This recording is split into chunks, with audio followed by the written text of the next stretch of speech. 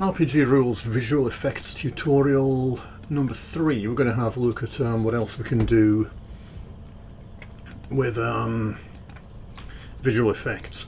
So we've got a rainbow guy with a violet aura that creates a glow in a particle system. Let's put some other things on him there. If we go to that atomic with glow object here, it's quite possible for us to just go create not create empty, to go 3D object sphere. Let's put a big sphere around him, so we'll make it 2 by 2. We'll take the collider away. It's not a good idea to have that on a visual effect. And instead of a default material, we're going to use the particle smoke white there to give it a kind of force field effect. And yeah, let's see what that does now.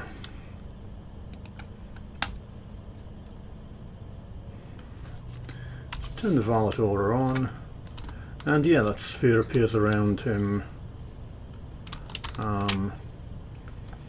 Not the best looking effect I've ever seen, really, but it's there. I think we want to try a different material on it, perhaps.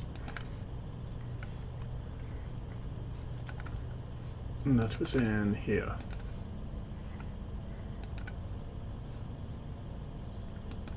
Steam Mobile looks like a good one. And I believe that one could get tinted as well.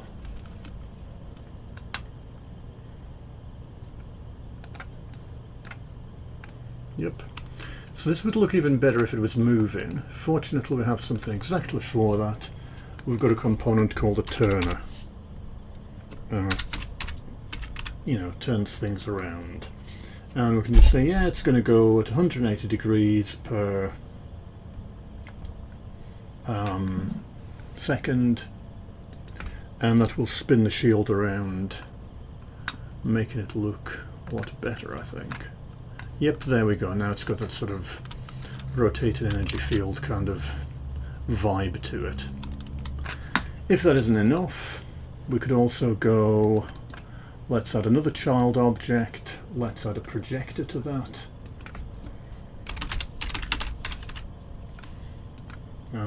Let's move that projector up a bit and rotate it by -90. By 90 so that it's pointing down. Make it orthographic. It's got an orthographic size of 10, which is probably a bit much. Orthographic size of 2 should be fine. And we will give it a material. What have we got? It's a good projector one.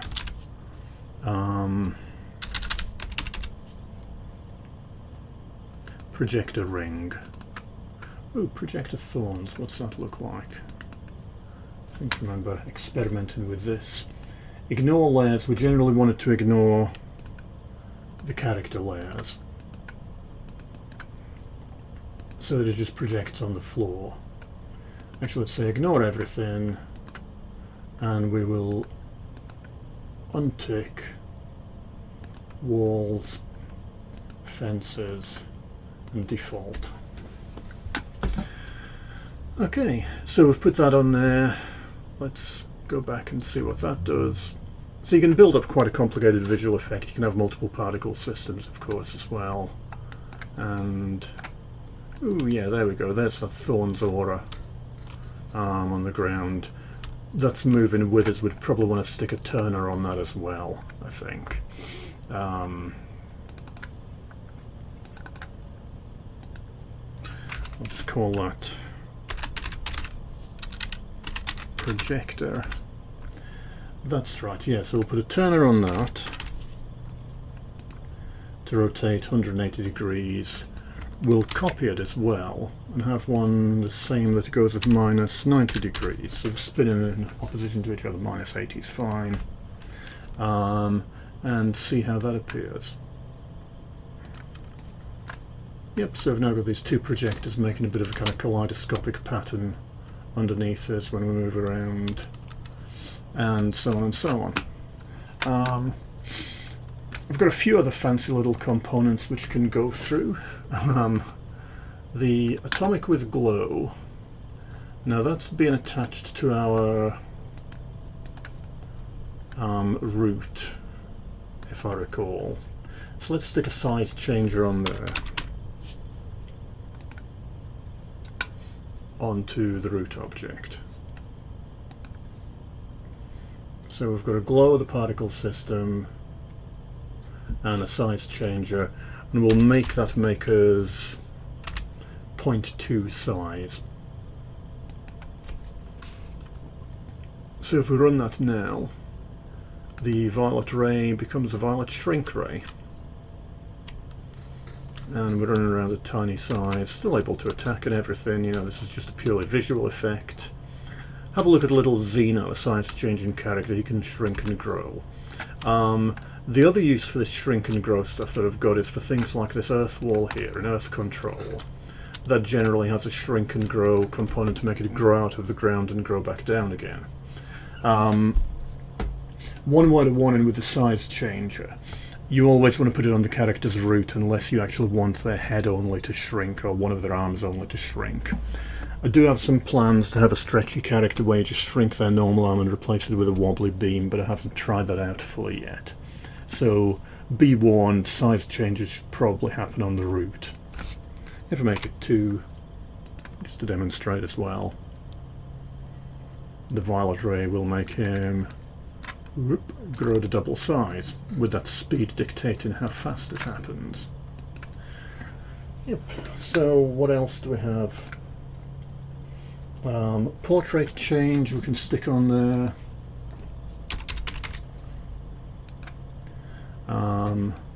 Let's select a portrait, the Spark 2, and that means when we activate this power, his portrait changes, and then changes back to normal when we turn it off. Does it? No? Okay, so that's broken. Yeah, but that's for characters who change form from one to another. So let's just remove that one. We do have dynamic effects as well. I'll just show a couple of examples of them. In power sets generic effects, where we were really. Power sets generic effects. We have stack sparkles in here somewhere. With the stack sparkles prefab, which is a particle system that just creates some glowing lights around the character, but it's got this special little trick on it, a dynamic effect here. So the particle rate is equal to the number of stacks of the status effect multiplied by 1. So the more stacks of a status effect you have on you, the more the particles glow. You can also say the character scale changes with the number of stacks. I do that for a character we'll stockpile in the Universe Gun demo, who gets bigger and more powerful every time she absorbs energy, and actually grows physically larger with each stack of a buff on her. You can change the particle size instead of the particle rate, and you can also scale it with seconds left. This dynamic effect script, I've just got my input and output variables there, and a whole bunch of code for what to do with each one, how to get the input and the output things. Feel free to add your own code to this. You know, if you've got some other effect, that's what I did with the scale, the character scale stuff. We just like wrote a little function set character scale and find a size change and talk to it dynamically. You know, that's so that's for when you want to have different stacks of have this working with the different stacks of a buff. Let's just demonstrate that. So let's say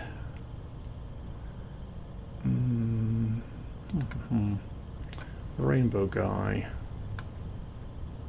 characters rainbow guy.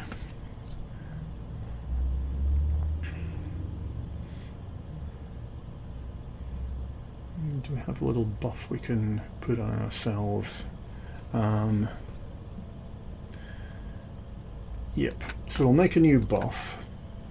RPGRules status buff. called Rainbow Power. Give it an icon. Give it the punch icon. No, it's melee. Fist. And the effects, we will choose Stack Sparkles. And we'll make it light coloured. Yeah, yellow, since it's light based. And it doesn't really matter what it does, we'll say it's damage 10% to everything. To all. And then what we can do is we can stick that in the self effects on the red ray to test this. So every time we fire off a red ray we get some rainbow power. Rainbow power, we'll say, can stack up to 12 times. And that should be enough to see the stack sparkles in action. So, and yep, let's see. So with one stack on me, I've got a few little sparkles, and they're on my root. I should probably make that on my chest. So that's on rainbow power. We're going to put stack sparkles around my chest. And while we're out of the red ray, we're going to make them last longer. We're going to make them last 30 seconds so we can build them up. Okay, here we go. So we're now emitting 2 particles a second around my chest. 3, 4, 5, as we start cranking this up to a maximum of 12. You can visibly see that I've now got more rainbow power than I did to begin with. You know, that it's practically obscuring his torso in that way. These are set to simulating world coordinates, so they make a trail as well, like that. And then as these stacks of this buff excuse me, wear off, the number of particles is going to diminish considerably. Here it is with just one again. Got a little bit of rainbow power. So that's a really good way of talking to the player. You can also set it so that the size of the particles changes with the number of stacks and so on. You know, it's telling the player, hey, you're really powered up now, without them having to look up here and read the number. Yep. So the last one I want to show you is the IK modifier, and this is basically something you can stick on a prefab to get a character to put their hands or feet in a particular position. The example I've got is a little handcuffs buff I've made, which will just demonstrate first by putting it on the red ray. So we've got rainbow guy, red ray. Currently has no effects. We'll have one effect, which is handcuffed. And we'll go and use it. Alright, target that droid there, red ray, boom. And didn't last very long, but he's got his hands sort of stuck behind his back there. If we use it on these droids who are attacking us here, missed that one. This one here, as now our hands have been moved to that position on this little sort of capsule there. Notice, by the way, that they can still kick while we're doing this. A little bit of game logic magic I managed to work out there. That's using a power null. So this is basically a power null that stops any powers which use any of those animations from working. I think what I should do, in fairness, is put it on the droid minions' bullets as well to demonstrate. They have effects 1. Handcuffed. It's, you know, not a spectacular visual effect, this. I've just put a Unity capsule on the small of their back. I'll show you that in a minute. If I go running over here towards these droids, get them to shoot me. Yep, you can see most of the powers have now greyed out because I'm using the wrong animations for them. Can still run around and move. When that counts down, the object fades away, I can attack again. Yep, so how that works, let's just go through the hierarchy. Handcuffed is a power null. It uses the handcuffs effect, visual effect, which uses this prefab here. Oh yeah, and it puts it on the pelvis. So this is basically a little capsule there with positions for the left and right hand with an IK modifier. And this just says put the left hand in this transform here. Put the right hand in this transform here. The left one has got an align parent tick box because the characters' pelvises are aligned differently for the male and female models. So that basically just a quick check with the character's right vector and says if you're a left-hand piece but you're over on the right, or a right-hand piece over on the left, flip this object around. So it sits in the right way and they're not trying to cross their hands over in a very painful looking manner. Yep, and the IK modifier we can use in another way as well. If we go to Rainbow Guy, this has nothing to do with the visual effects really. This is actually an accessory. Let's see, equipment. We'll give him one piece of equipment, give him a bazooka.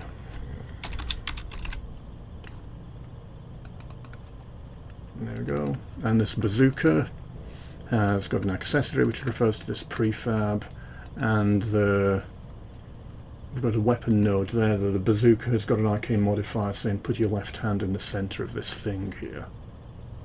So if we play that, the Rainbow Guy will now be carrying a bazooka, and you can see his left hand is stuck into the transform. Rather clumsily. That adds a power buff bazooka rocket, which fires off from the weapon point of the bazooka. So I think you can see this is obviously like a prototype. I haven't really been making a lot of, bazooka heavy gameplay here. If we get rid of that, his arm frees itself again. But yeah. Yep, so to wrap this up, all the visual effects system is doing is spawning a prefab.